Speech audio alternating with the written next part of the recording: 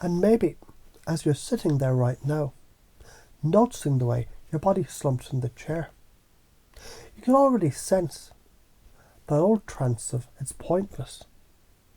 And that trance that's been playing for so long, it feels like truth. But let me tell you a story. Once there was a blacksmith who had a forge, fire and hammer. He pounded steel day after day, shaping swords sharper than any man had ever seen. People admired them at first. But when the admiration stopped, he stopped hammering. He thought, what's the point if no one applauds? And the steel in his forge cooled. The fire dimmed.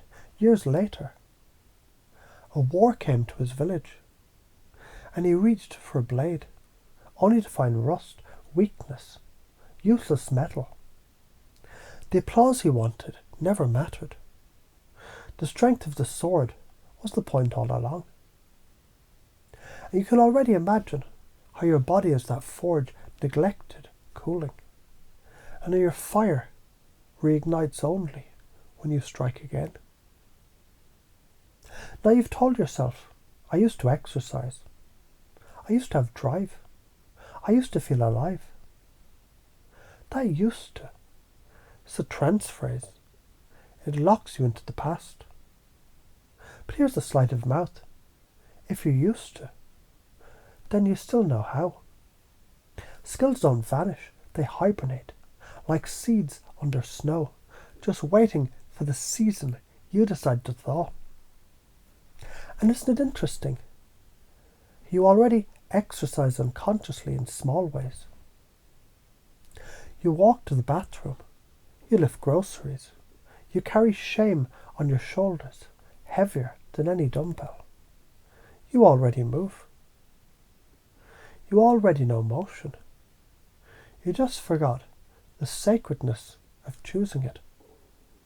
And I wonder, can you remember brushing your teeth in the morning? You didn't wait for applause. You didn't need motivation. You just did it. Because the consequences of not doing it is disgusting. That's exercise. Brushing the whole body. And every time you skip, the plaque builds, not just on your teeth, but on your arteries, your spine, your soul.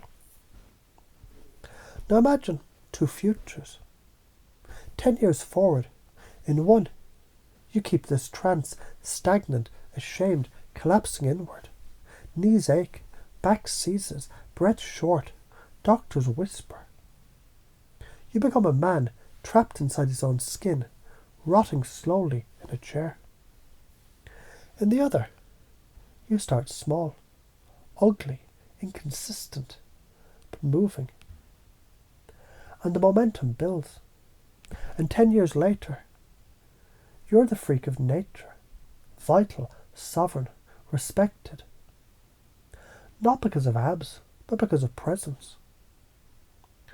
Which road costs more? Which road is hell? Which is sovereignty? And your unconscious knows the answer already. Now notice your breath, how easy it is to feel tired when sitting down. But haven't you noticed? The cure for tiredness is motion. A stagnant pond stinks. A flowing river cleanses itself. Your body is the same. Your mind is the same. Tiredness, it's not a lack of rest. It's a lack of flow. Move and energy appears. Wait and energy rots. And you can take that at many levels.